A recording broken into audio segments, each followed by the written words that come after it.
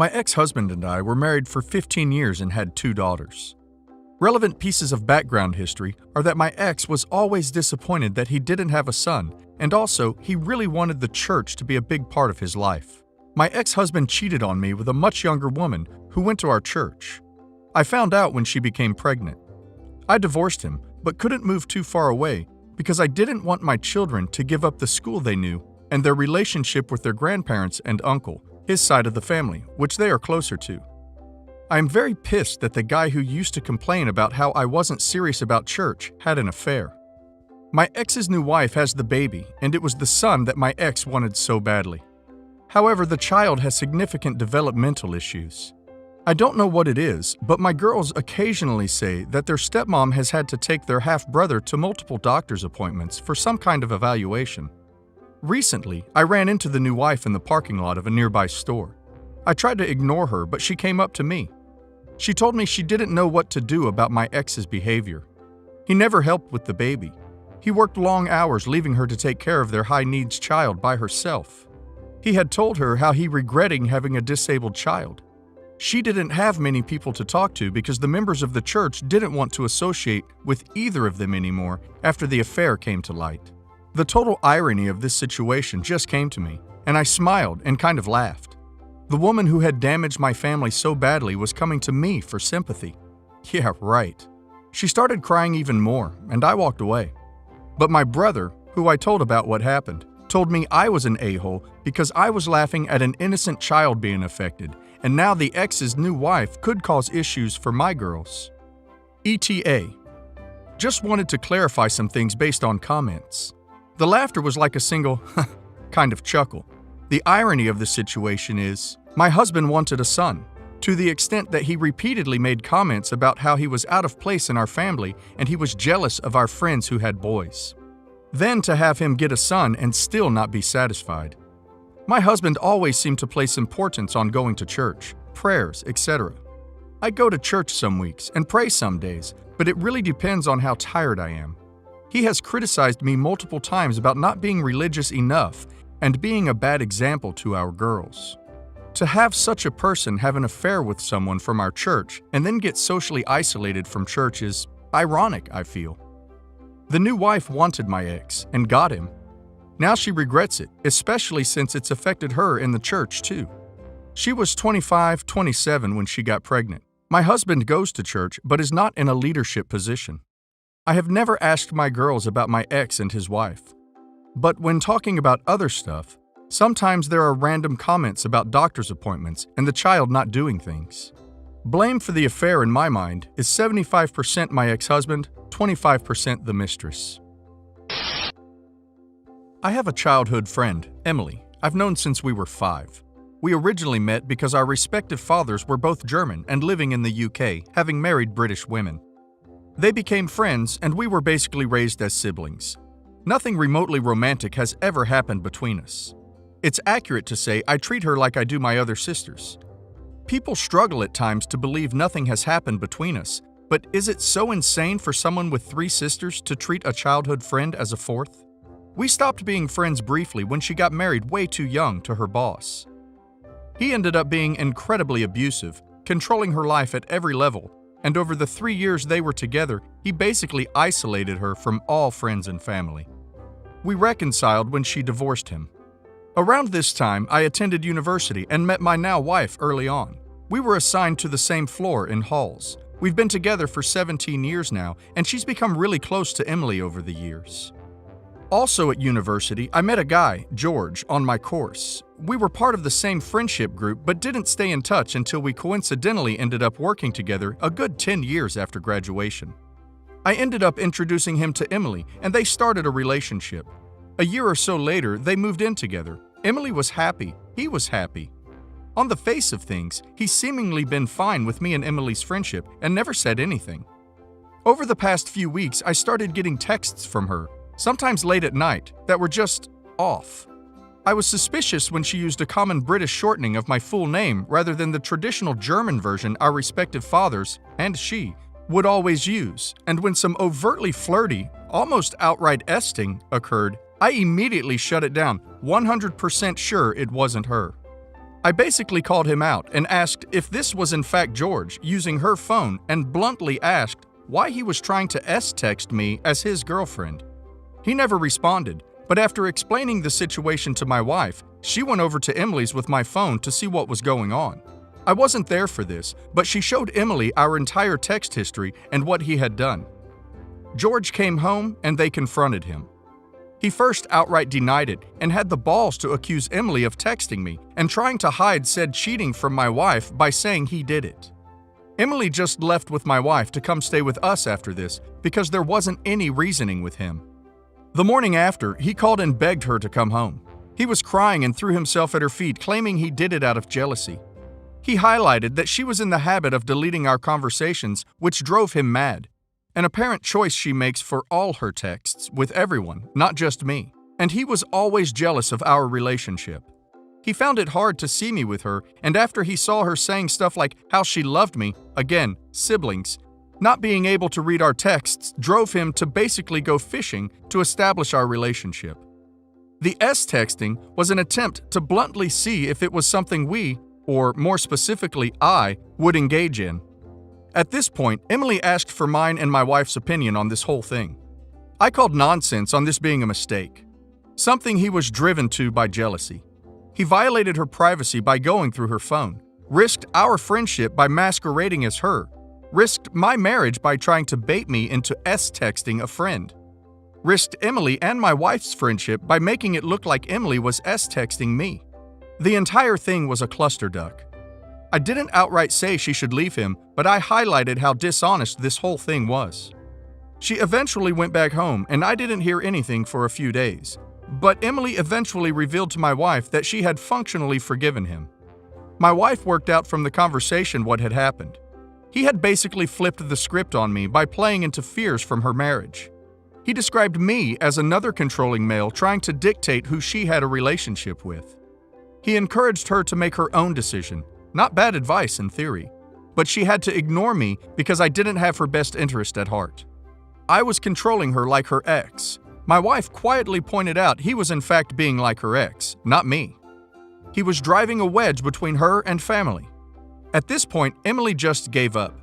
Said she couldn't win, couldn't decide between the man she loves and her brother, so duck it. Let's pretend it never happened. We haven't really spoken since. Apparently, part of forgetting this ever happened is also giving in to his worries about our friendship. Every time I try and bring up what he did, I've either been ignored or told to stay out of it.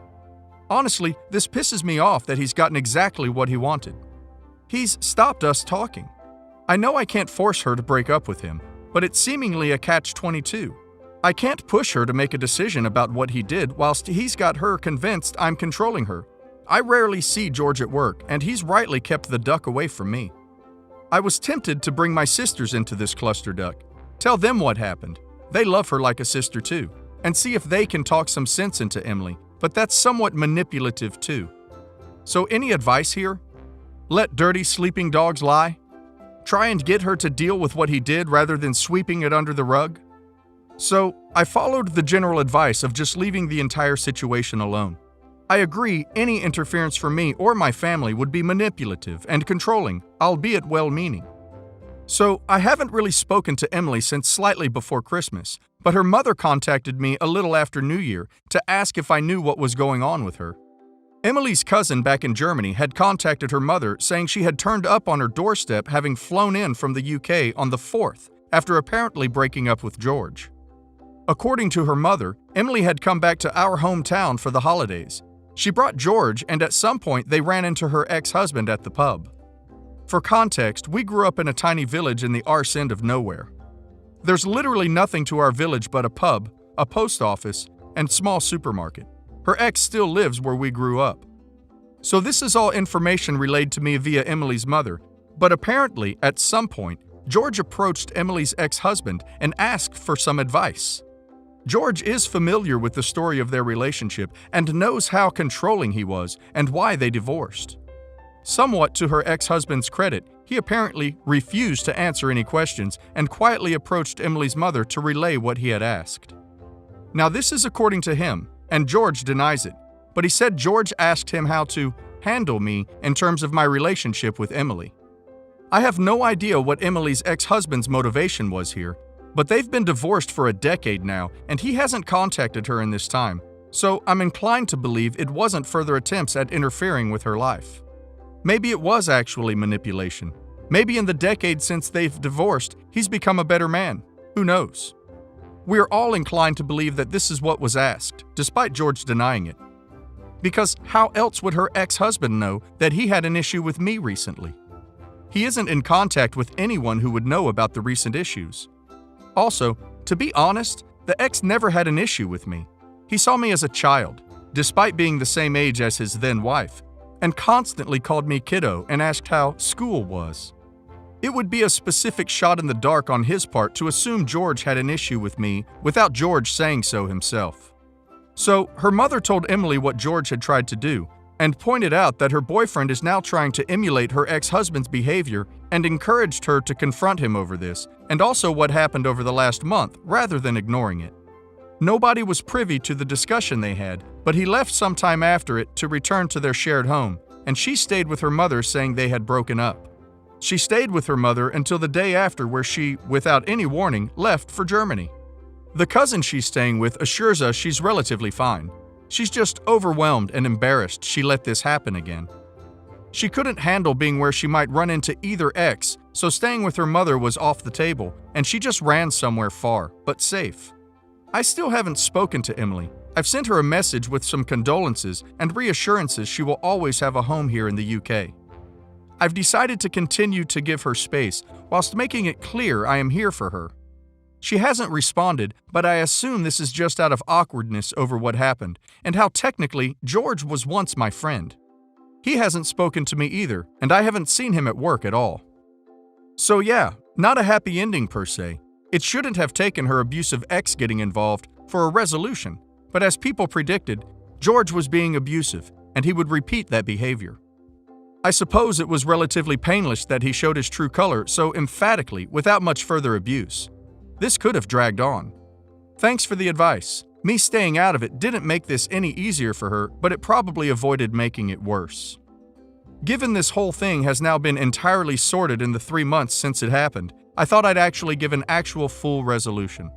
So, Emily came back to the UK just before the country was locked down and moved in with us, reluctantly. We grabbed some beers and played Divinity 2, whilst we hashed out exactly what went down with her perspective. I apologized for going behind her back and speaking to her mother about it all. Situations like this are never helped by information being relayed through other people, and I asked if she wanted to go through it all start to finish. Basically, she buried her head in the sand the day she found out he had been trying to text me as her. It was just too much. She couldn't win. She either lost the man she loved and the lifestyle she had, or lost her brother. I assured her she'd never lose me, but she revealed she low-key hated the fact that she let herself be taken advantage of like this twice, and couldn't face me having not listened to my advice. She also mentioned that breaking up with him would inevitably land her on my doorstep for support, and that made her feel bad also. Hence, escaping to Germany and not talking to me about this. We went deeper, and she opened up about her insecurities, how she regretted never going to university, instead marrying her abusive ex-husband, and how she feels like an accessory to other people's happiness. She saw me and my wife, a power couple as she put it, and just felt so small by comparison. She did love George, but leaving him would leave her with functionally nothing again, and she couldn't handle that. We talked about this a lot. I revealed I was aware my support of her could be a problem. I was feeling like I had made their relationship awkward by being so involved in her life. It might have been hard for George, feeling like her boyfriend, whilst I was there picking up her tabs, doing the DIY, and basically acting like a father coddling his child. I asked if my, with retrospection, financial support of her tied into this feeling of inadequacy, like I was dragging her along for my ride, and she said it was a problem. She felt trapped when the relationship ended because she had no independence or true control. Whilst I would never use my position to control her, she would still be living by someone else's good graces. She felt she needed to stand on her own 2 feet, be her own woman rather than relying on a man, no matter how much she loved and trusted him. That way, her decisions would be her own, rather than under some level of duress. In the same way a child wants independence from her parents, she feels she finally needs independence from me. So we came up with a game plan. Now the lockdown has obviously made this harder. She is still living with me and my wife currently. But the plan is, she's going to go back into education. She was capable of attending university, had the qualifications, but decided not to due to marriage. My financial security was really born out of an inheritance I had after my father died, life insurance. I used to not have to worry about rent during my extended time in education and early career. I bought a small flat with it I still own. I've decided to pay it forward and put her in a similar situation by letting her use my flat, which is currently unoccupied because it's only been rented to students due to its proximity to 2 universities. Yes, this is me financially supporting her, but in a strictly limited way. No more covering errant bills, paying for holidays, or footing the bill when we socialize. She will not pay rent, but she will cover all bills on the flat, and she moves out the moment she's in work.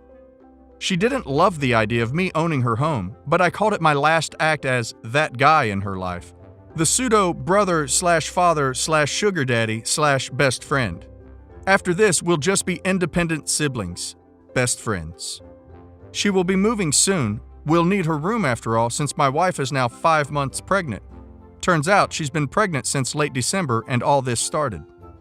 As for George, he swears up and down he never asked the ex-husband to handle me.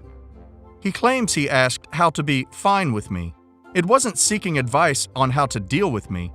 It was seeking advice on how to be fine with me the way her ex-husband was. Could be true, who knows? It's irrelevant ultimately.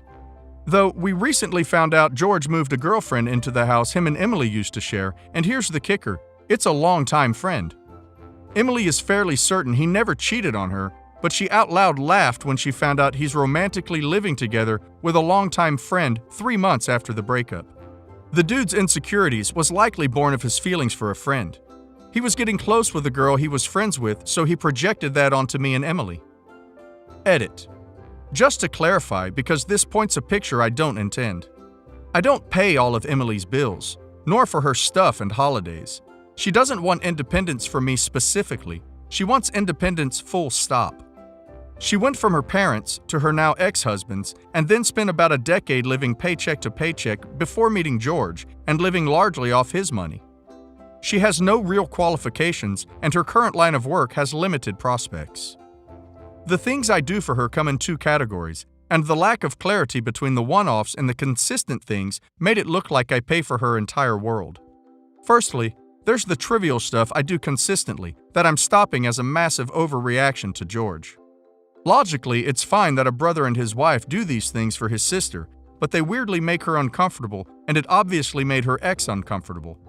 Stuff like, I've done the odd bit of DIY, specifically fixing a vacuum, which isn't insane given I work in R&D for a vacuum brand, and I pay for her drinks and stuff if we socialize. I'm stopping all those trivial levels of support, largely at her request, to ease her discomfort at being subsidized by me. It's a pride thing. This might also help with any jealous boyfriends, wrongly assuming because I pay for her cinema ticket along with my wife's, we're secretly Mormon. The second category were the big, one-off things like paying that bill or buying plane tickets. Things I did in a crisis and/or out of extreme generosity once. She wants to be able to be safe during crap like COVID without needing to live with me. She wants to be able to break up with a guy and be okay alone rather than crashing here. She wants to be able to duck up a meter reading on her electricity and weather that silly bill that comes without me paying it. That happened once. I'm not going to stop doing these things entirely. An emergency is an emergency. We won't let her come to any harm. But instead, we're going to try to make it so that she doesn't need me to do these things via an education and hopefully a better job. So yeah, I don't pay for her entire life. I just muddled some big things I've done in an emergency in with some trivial brotherly support.